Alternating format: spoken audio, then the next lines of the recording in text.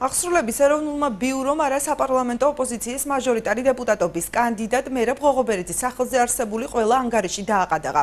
ფაქტს მერაბ ღოღობერიძე ბრიფინგით გამოეხმაურა. მისი თქმით, 1000 ლარიანი საურავი 2013 წლის საპარლამენტო არჩევნების წინ პლაკატების ჩამოხევისთვის დაეკისრა, თუმცა წერილის ჩაბარების აქტისათვის ხელი არ მოუწერია და სხვა ადმინისტრაციული ჯარიმების გადახდისას 1000 ლარიანი ჯარიმის შესახებ ინფორმაცია ბანკში არ მიუღია. იგი ირწმუნება, რომ ყადაღის მოხსნას რამდენიმე დღე სჭირდება და მისი ანგარიშები სპეციალურად წინა საარჩევნოდ დააყადაღეს, რათა მას საარჩევნო კამპანიის საწარმოებლად ფინანსური რესურსის გამოყენების საშუალება არ ქონოდა. მერაბ ღოღობერიძე არასამთავრობო ორგანიზაციებს მოუწოდებს აღნიშნული ფაქტით დაინტერესდნენ. სხვა ადმინისტრაციული ჯარიმები გადავიხადე და იქ არ უჩვენებდა, ზუსტად ერთი თვის უკან გადავიხადე და არ უჩვენებდა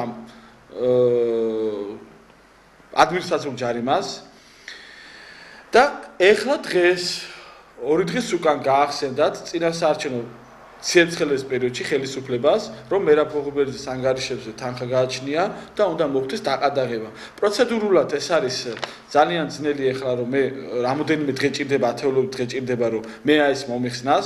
აღარ მეძლევა საშუალება, რომ ის ანგარიშები, რომელიც მე მქონდა პირად ანგარიშებზე გამოვიყენო, რაც ვთვლით, რომ ეს არის კიდევ ერთხელ უსუსური ქმედება ხელისუფლების თანხები.